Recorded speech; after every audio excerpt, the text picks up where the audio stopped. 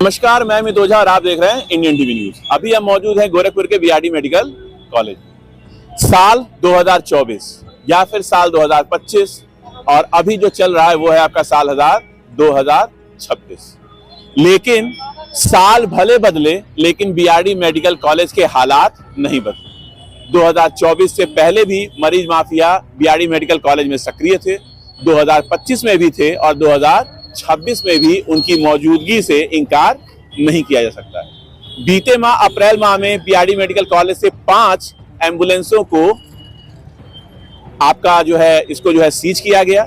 आरोप ये था कि ये यहां से बहला फुसलाकर मरीजों को प्राइवेट अस्पताल में ले जा रहे थे। बीते दिनों अभी जो हालिया जो मामला है वो राजू गुप्ता का है, जो कि चौरी चौरा के रहने वाले हैं। उनकी पत्नी का जो है एक प्रसव पीड़ा हुई। प्रसव पीड़ा के बाद उसको जिला महिला चिकित्सालय में भर्ती कराया गया, जहां पे डिलीवरी के बाद बच्चे की तबीयत खराब देखते हुए बीआरडी मेडिकल कॉलेज में रेफर किया गया। लेकिन यहां पहुंचने के बाद या जैसा आरोप है कि नेहरू चिकित्सालय के बाहर घूम रहे कुछ लोगों ने उनको बरगलाया और कुछ लोगों ने ये बताया कि यहाँ पर बेड खाली नहीं।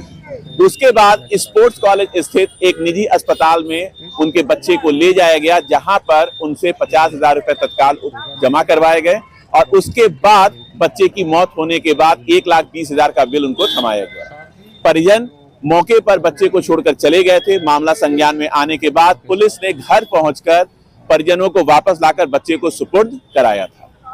लेकिन स्पोर्ट्स कॉलेज पर स्थित इस निजी अस्पताल में, जैसा कि आज सीएमओ साहब का भी ये कहना है कि ये कोई पहला मामला नहीं है और मामला संज्ञान में आया है, अस्पताल पर जो है नजर रखी जाएगी।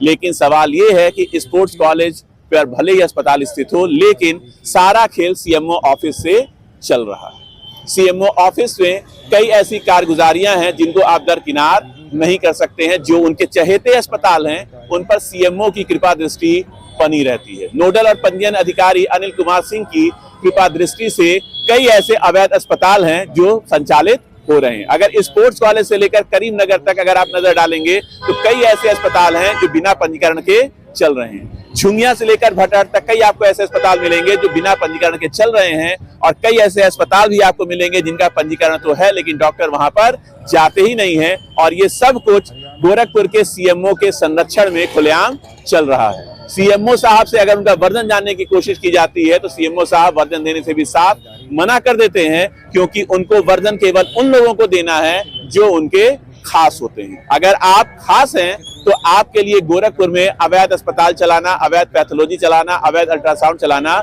बहुत ही आसान काम है। जनता भले मरती रहे लेकिन सीएमओ साहब को इससे कोई फर्क नहीं पड़ता है। और आपको ये भी बताते चलें कि हमारे कुछ दर्शकों ने सीएमओ का एक नया नाम रखा है और उनका नाम ये है, जहां पे सीएमओ को चीफ मेडिकल ऑफिसर्स के नाम से लोग जानते हैं। आज हमारे पास व्हाट्सएप के थ्रू एक नया नामकरण आया है और उसमें सीएमओ का फुल फॉर्म हमें करप्शन मैनेजिंग ऑफिसर बताया जा रहा है कि यहाँ पे जो भ्रष्टाचार है उसको कैसे मैनेज करना है, ये सीएमओ साहब बड़ी बखूबी कर रहे हैं। बीआरडी मेडिकल कॉलेज से गरीबों को लगातार बरगलाकर प्राइवेट अस्पताल ले जाया जा रहा है। मरीज माफिया सक्रिय हैं और बीआरडी मेडिकल प्रशासन भले लाख दावा करे कि उसने इन पर रोक लगाई है, लेकिन अभी भी जांच का नाम पे भले कुछ भी कहिए लेकिन मरीज माफिया सक्रिय है। और इसमें सबसे बड़ा नाम खजनी से निकलकर एक व्यक्ति का आ रहा है, जिसको यहाँ पे ये बताया जा रहा है उसकी सक्रियता यहाँ पर लगातार है। आपको ये भी बताते चलें कि अगर नाम के आगे रोहित है तो ये जरूरी नहीं है कि वो वर्ल्ड कप ही लेकर आएगा, बल्कि रोहित नाम का ये शख्स प्राइवेट अस्पतालों में मरीजों को पहुंचाने का भी काम कर रहा है और अभी भी ये पुलिस की गिरफ्त से दूर है। लेकिन बीआरडी में मरीज माफिया फिर से सक्रिय हो चुके हैं और इस पर कहीं से कोई दो राय नहीं है। आगे हमें इस मामले में अगर और भी कोई अपडेट मिलती है तो अपने चैनल के माध्यम से दर्शकों को जरूर बताएंगे। गोरखपुर से इंडियन टीवी न्यूज के लिए अमित ओझा की खास रिपोर्ट।